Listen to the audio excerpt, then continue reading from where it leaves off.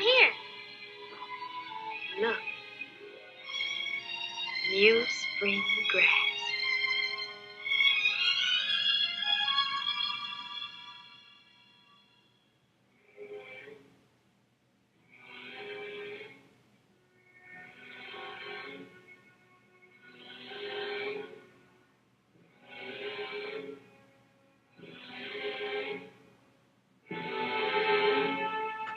Bambi, quick, the thicket.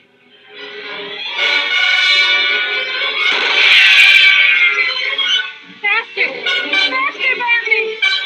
Don't look back. Keep running. Keep running.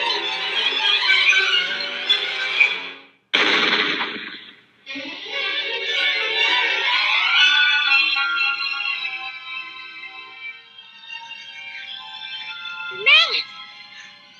We made it, Mother. Mother.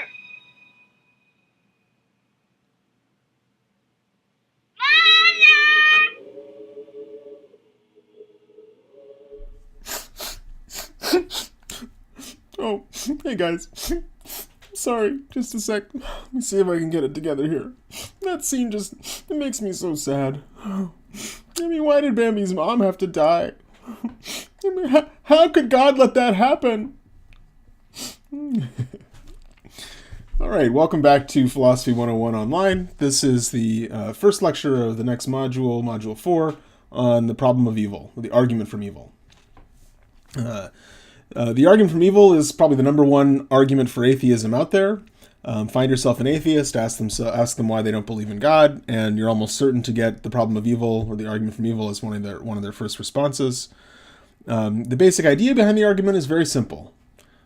It goes like this. There's a whole lot of evil in this world, a lot of horrible things, a lot of terrible suffering. But if there were a being who were both all-powerful and morally perfect, as the God of classical theism is supposed to be, such a God would prevent that terrible suffering from occurring. Since it occurs, we know that such a God doesn't prevent that stuff from occurring, and so we can conclude that such a God doesn't exist. As we'll see, spelling out the argument in detail takes a little bit of work.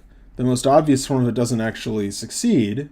But as the philosopher who wrote the chapter that I had you guys read before this lecture, Louise Antony, suggests, the argument from evil in its more fully worked out form is powerful indeed.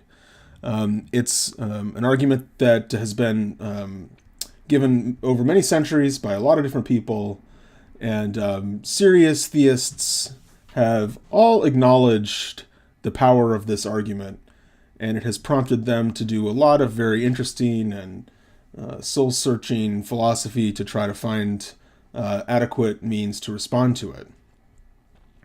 My own view is that the argument is not decisive. It doesn't settle the question one way or the other.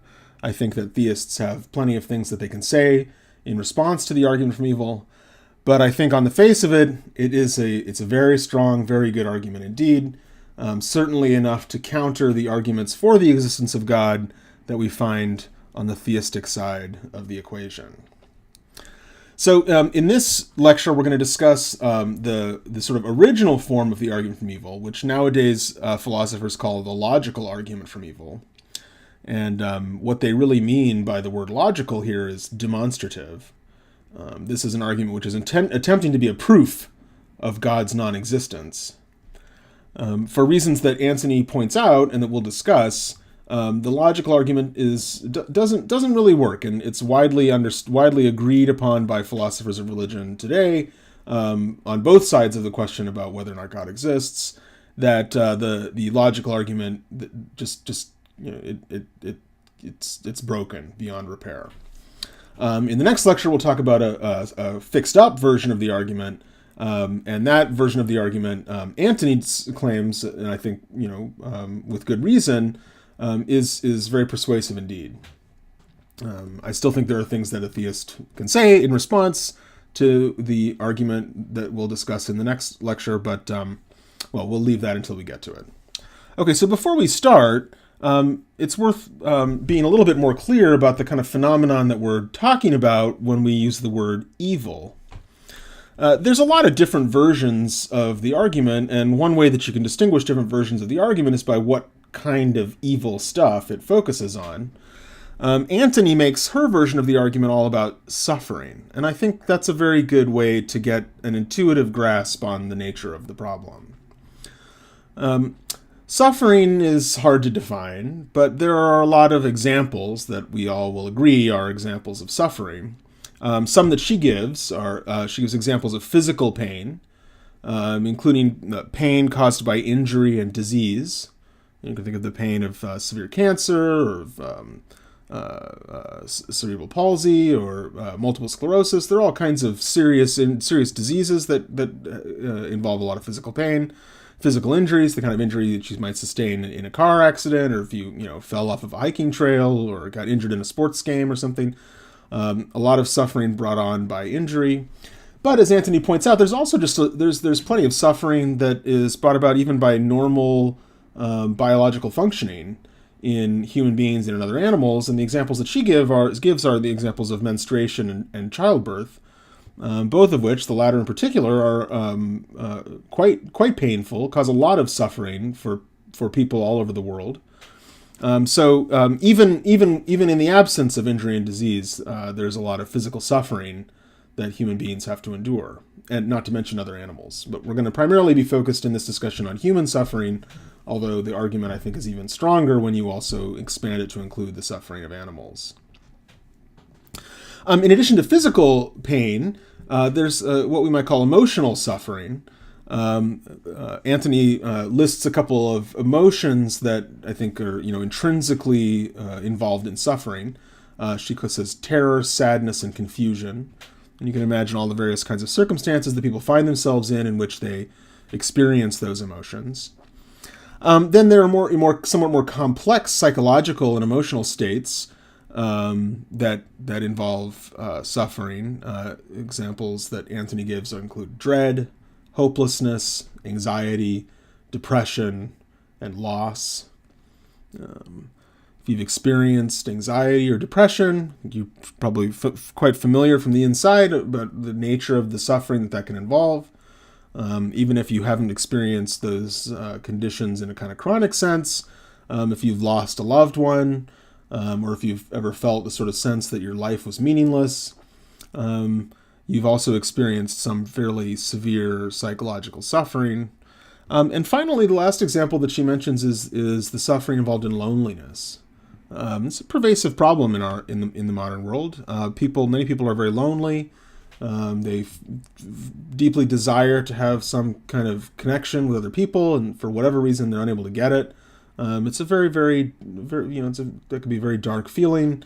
It can be a kind of suffering which is uniquely bad. Okay, so those are some examples of suffering, just to start us off on a positive note. So fix your mind on all those phenomena, all of that terrible human suffering, physical pain, emotional distress, psychological anguish, and loneliness. Now we can construct the argument. It's got 4 premises and a conclusion. And here's how it goes. The first premise, and this I'm following Antony in the way that she describes the argument, and it's a nice presentation of the argument. You can make it more complex, but this is a nice simple version that captures the essentials of the argument. First premise is that a morally good being would always prevent suffering if it could. And I think the intuitive thought behind this is that suppose you're morally good. Suppose you're walking down the street and you see somebody suffering. You see somebody, they're bent over in agony, or they're injured, or they're just sitting on the sidewalk weeping. I don't know. If you're morally good, if you were able, perhaps at relatively low cost to yourself, to prevent or alleviate that suffering, you would. And if you're the kind of person who walks by people and sees them and suffering, you're like, whatever, I don't care. That's a sign that you're less than morally perfect. That's a sign that there's, it's kind of a moral defect. I mean, if you don't feel any sense of compassion or empathy when you see somebody suffering, if you don't feel some desire to help alleviate their suffering, then that's a sign that you're not at least perfectly morally good. Anthony calls this the principle of no tolerance, and the idea is that a morally good being can't tolerate the existence of suffering and must alleviate it if it can. Okay, that's the first premise. Second premise, an omnipotent being could always prevent suffering. And this, I think, is supposed to just follow from the nature of omnipotence. Omnipotence just means that you're all-powerful. So if you're all-powerful and there's a piece of suffering around and you want to alleviate it, you want to prevent it, then you can. Because that's something something to be done, and you can do anything. You have all the power in the universe. You can do anything you want. So if you want to prevent suffering, you can do it. And so it follows from those two premises, and here we really do have, I think, a valid inference, that if there were a morally good, omnipotent being, there would be no suffering. If that premise 1 and premise 2 are both true, then it just follows that if there were a morally good, omnipotent being, there would be no suffering, because a morally good being would always prevent suffering if it could, and an omnipotent being always could prevent suffering. So wherever we now see suffering, that's something which a morally good, omnipotent being would prevent. And so if there were such a being, there would be no suffering. However, premise 4, this one there's just no denying, there is suffering. And so if there is suffering, but if there were a morally good, omnipotent being, there wouldn't be any suffering, there's only one thing that follows, which is that there is no morally good, omnipotent being. Okay, so this, as I said before, is called the logical argument from evil, and that just means, in this particular discussion, that it's supposed to be demonstrative. That is, it's supposed to be a valid argument with true premises. It's supposed to be a sound argument. I'm here to tell you that the argument I just gave you is valid. If you want to quibble with that in the discussion forum, maybe you can, but it'll be a hard road hard for me to be convinced that this argument isn't valid, because I'm pretty sure it's valid. However, that leaves the question as to whether or not it's sound. Are all the premises true? And as Anthony points out, this argument is simply unsound, because the principle of no tolerance is straightforwardly false. Of course, there are plenty of examples that we can think of where we can see that somebody's indifference to suffering would be a sign that there's something wrong with them morally. However, there are plenty of other examples where we can see that people not only will permit suffering, but downright encourage or bring it on, and this is no strike against their moral character whatsoever. So Anthony talks about an example involving a parent and a child. So her example is this. You got a parent sees a child's beloved toy outside and knows that it's about to rain. And the parent, we can assume, has reminded the child over and over and over again, you got to bring your toys in before it rains or they'll get ruined. And the parent thinks about it, and the parent thinks, well, this child is going to be really upset. They're going to suffer if this toy gets ruined. But in the long run, they need to learn this lesson. They've got to learn that if they want to keep their stuff, they need to take care of it and bring it in from the rain. And so the parent allows the rain to come and the toy to be ruined. And sure enough, the child is distraught, but the parent is confident that they've done the right thing. And Anthony agrees. She says, I think this parent clearly has done the right thing. Now, I think, maybe depending on your philosophy of parenting, you may think, well, that's a little rough, or maybe I wouldn't do it that way. But I think the point is that it's not at all obvious that this parent has acted in a way which is morally problematic. Even if you're not quite ready to endorse this parenting strategy, it seems clear that this is an okay way to go about your parenting. So, but if it is, then this is an example of somebody who's both morally good, or at least isn't morally bad with respect to this action, and has not prevented suffering. And in fact, in this case, deliberately not prevented suffering. It's really easy, so that's Anthony's case. But even, you might not like Anthony's case, but there's zillions of cases that you can think of that have the same structure. So take, for example, vaccinating your children. So vaccinating your children is the right thing to do morally, both for your child's sake and for the sake of society at large. for the sake of herd immunity, which prevents the spread of all kinds of infectious diseases that used to cause people all kinds of pain, suffering, and early death. So vaccinating your child is the right thing to do. But if you've had the experience of taking your young child to the doctor to have them receive a shot, you've seen that this is something which can at least produce in them a whole lot of suffering. So you hand your child over to the doctor, and she's like, this is gonna hurt, and they get an injection, and it hurts, and they scream, and it's awful, but it's the right thing to do. So there's an example where you're not only not preventing suffering, but you're actively bringing it about, but you're doing so for the sake of the greater good. So chemotherapy, something similar. Chemotherapy is very, very physically unpleasant. You can imagine the kind of pains involved if you've known somebody who's struggled with addiction, the pain involved in withdrawal from somebody's drug of choice can involve a tremendous amount of suffering, but that's something that we can all see. It's good to allow for the sake of the person's long-term health and well-being. And finally, I want to mention one other possibility, which is punishment. A lot of folks, probably most of you, think that punishment, at least in many cases, can be justified. But punishment always involves, perhaps not always as a matter of sort of necessity, but typically involves causing suffering. But most of us think that it's permissible sometimes to punish people, even though doing so not only fails to prevent their suffering, but brings it about. So the principle of no tolerance is just false. I mean, it's just not plausible to say that a morally good being would always prevent suffering. Okay, so how's the defender, how's the proponent of the argument going to respond? Well, what they say is they revise the principle of no tolerance to what Antony calls the principle of no tolerance unless. And the principle of no tolerance unless says this: a morally good being would always prevent suffering if it could, and if it had no good reason to allow it. So think of all the cases we just talked about. In each of those cases, the morally good being had a good reason to allow the suffering in question.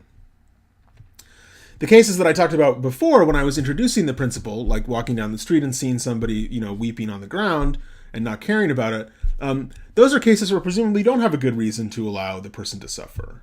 And in those cases, a morally good being really would prevent or alleviate the suffering, if they could. So the principle of no tolerance unless is very plausible, I think. I think it's correct. You might quibble with it in various ways. Again, you may want to do so in the discussion forums, but I think it's pretty hard to deny the principle of no tolerance unless. A morally good being would always prevent suffering if it could, and if it had no reason to allow it, or no good reason to allow it. Okay, however, changing the principle of no suffering, changing the principle of no tolerance in this way makes the argument invalid. So to make the argument valid again, we need to add another premise. And this Antony calls the no good reason principle, which is this: that there is no good reason for a morally good omnipotent being to allow suffering. Okay, so with these modifications, you can see the whole argument. The argument is valid again, and again, this is something where you might see that for yourself, or you can just take my word for it. It really is valid. If the premises are true, the conclusion has to be true. God, at least a God who is both omnipotent and morally good, doesn't exist. However, we can ask again if it's sound. So I think the replacement for the principle of no tolerance, I think, is very plausible. I don't think it's worth our time to try to challenge it. But now we've got this other one in there, this no good reason principle. And what the no good reason principle says is there's no good reason for a morally good omnipotent being to allow suffering. Is that true? And here is the place where theists have responded to this argument with a resounding no. And in the next lecture, we're going to return and consider some attempts on behalf of theism to say that there is, or may be, good reason for a morally good omnipotent being to allow suffering in the world. Okay, so summing up where we're at, the argument from evil is one of the most prominent arguments for atheism out there. Very influential, very powerful argument in its quote-unquote logical form, i.e. its demonstrative version. It's a valid argument, but you can quibble with some of the premises. In particular, you can quibble with the idea that a morally good being would always prevent suffering if it could, because that's straightforwardly false. We got to change the argument so that it's not just that a morally good being would prevent suffering if it could, but a morally good being would prevent suffering if it could, and if it had no good reason to allow it. But that requires the addition of another premise, namely that there is no good reason for a morally good or an omnipotent being to allow suffering. And that premise is highly controversial among philosophers and among religious believers and among ordinary people. And so that's where we'll come back to in the next lecture, where we talk about a non-demonstrative version of the argument from evil. So head to Blackboard, take your comprehension quiz, finish up your reading, and I will see you for lecture 2.